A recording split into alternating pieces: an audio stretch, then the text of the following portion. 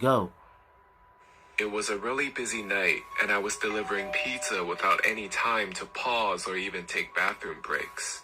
When all of a sudden, the urge to go pee hit me all at once. Should have used the I bathroom. pulled up to the next house, and it was an area I delivered in before, so I could immediately see that something wasn't right. All the lights were off in the house, not even the glow of a television or anything. They can't be on there. I called the number the customer provided, and the voice on the other end said, "Yeah?"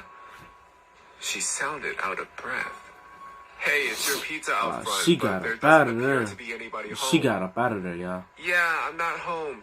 I had to pee so badly that I was much less patient than I'd otherwise be with a customer. Hey, hit the bushes. "Well, then we're going to have to terminate the order because I've arrived in the stated delivery window and you were supposed to pay in cash, so I don't know what to tell you."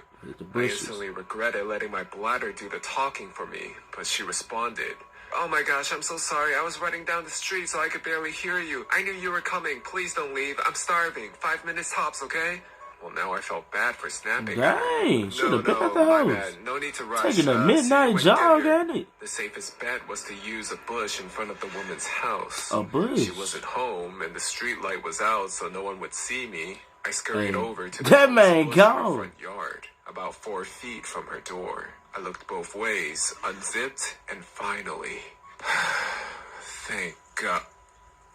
After the initial millisecond of relief, I noticed the sound was way off. I started panicking, thinking I ain't wrong, but once I started, I can't stop midstream, so I kept squinting into the darkness to see if maybe I was hitting a rock or something and could just move a few inches over.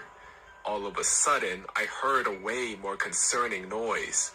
What the fuck? Before I could turn around, assuming I'd been caught by a neighbor, a man came leaping out of the bushes. He blew past me, brushing my golden shower off, and as he spit pretty emphatically on the ground. I think I might have beamed him right in the face. I didn't remember what he was saying because I was still in shock, but after a few minutes, I do remember hearing a car screech out from a bit further away. I was so frozen that I didn't even put my junk away, and I just stood there trying to figure out what had happened. That man was wearing a hoodie in 90-degree weather. That was a bad man. You're in a bad situation, I said to myself. I turned on the flash on my phone and tried to peer around the line of shrubbery. And that is when I saw the bag. There was a tattered drawstring bag sitting behind the bushes.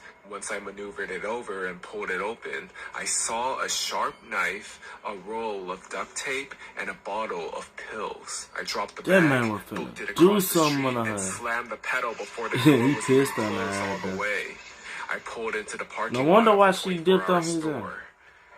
Who do I call first? The police? Ghostbusters. But then I thought, what if the girl on the phone was just a decoy to get me there to rob me?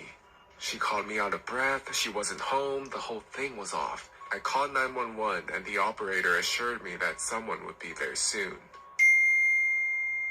My rational mind said the odds of her being a decoy girl for some large scam targeting pizza guys were low, and the odds of her being an intended victim were a lot higher.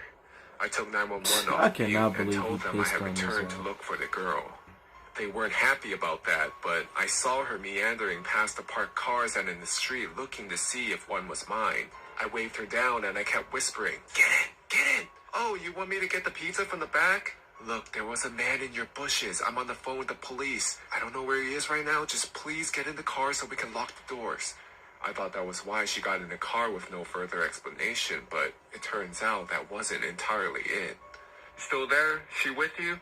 911 kept checking in, not knowing who the third party I was talking to was. I reassured them, and we drove more cautiously this time to a location the police instructed us to wait as to speak with the police after they cleared the area. They came pretty soon after, and I gave them a statement telling them everything I observed. It turns out the reason she got into a strange pizza guy's car without probing any deeper into the story is because she knew who the man was right away from my description. She had a psycho ex-boyfriend who was apparently crazy enough that he immediately came to mind from hearing, "There's a guy in your bushes." She later called us to thank me and insisted to leave a huge tip. That was easily one of the creepiest things that has ever happened to me on the Hey. job or off. I can't believe so to that he was crazy trying to ex-boyfriend in the move it. bushes that I accidentally peed on, let's not meet again.